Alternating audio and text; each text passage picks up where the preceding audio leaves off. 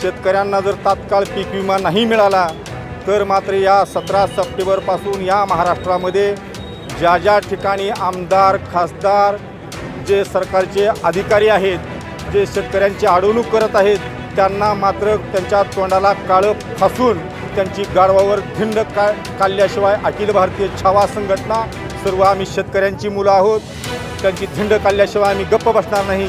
आम्ही शांततेच्या मार्गाने महामार्ग अडवलेला आहे, कारण की दसरा दिवाळीच्या तोंडावर शेतकरी संकटामध्ये सापडला आहे आणि सरकारनं तात्काळ ओला दुष्काळ जाहीर केला पाहिजे।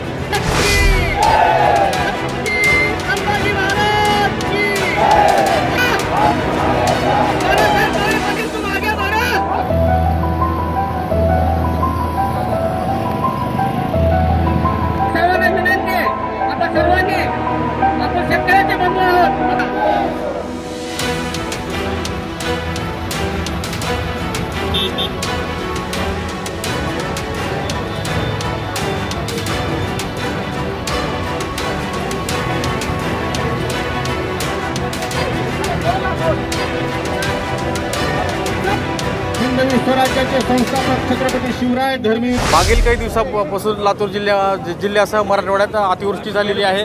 त्यामुळे लातूर जिल्ह्यामध्ये पिकांचं मोठ्या प्रमाणावर नुकसान झालेलं आहे आणि त्या मागणीसाठी आता अखिल भारतीय छावा संघटनेच्या वतीने आज छत्रपती चौकात रास्ता रोको आंदोलन करण्यात आलेलं आहे। काय मागण्या आहेत आपण जाणून घेणार केंद्रीय अध्यक्ष नानासाहेब जोळे पाटलाकडून। आज आंदोलन रास्ता रोको केलेलं आहे, काय मागण्या आहेत? आज शेतकऱ्यांच्या न्याय हक्कासाठी या ठिकाणी आम्ही शांततेच्या मार्गाने महामार्ग अडवलेला आहे, कारण की दसरा दिवाळीच्या तोंडावर शेतकरी संकटामध्ये सापडला आहे आणि सरकारनं तात्काळ ओला दुष्काळ जाहीर केला पाहिजे आणि ही पंचनाम्याचे नाटकं बंद करून सरसगट शेतकऱ्यांना 50,000 रुपये हेक्टरी मदत दिली गेली पाहिजे, जेणेकरून शेतकऱ्यांची दिवाळी गोड जाईल। आणि जर शेतकऱ्याची दिवाळी गोड जाणार नसेल तर सरकारची सुद्धा दिवाळी आम्ही गोड होऊ देणार नाही। शेतकऱ्यांची जर कर्जमाफी नाही झाली, शेतकऱ्यांना जर तात्काळ पीक विमा नाही मिळाला तर मात्र या 17 सप्टेंबरपासून या महाराष्ट्रामध्ये ज्या ज्या ठिकाणी आमदार खासदार जे सरकारचे अधिकारी आहेत, जे शेतकऱ्यांची अडवणूक करत आहेत, त्यांना मात्र त्यांच्या तोंडाला काळं फासून त्यांची गाढवावर धिंड काढल्याशिवाय अखिल भारतीय छावा संघटना सर्व आम्ही शेतकऱ्यांची मुलं आहोत, त्यांची धिंड काढल्याशिवाय आम्ही गप्प बसणार नाही। या तुमच्या माध्यमातून या ठिकाणी मी त्यांना सरकारला इशारा देतो आणि मुख्यमंत्र्यांना कळकळीची विनंती करतो की शेतकऱ्यांचा सर्वस्व संपलेला आहे, शेतकऱ्यांच्या पाठीमागं खंबीरपणे उभं राहून त्यांना तात्काळ मदत आपण करावी।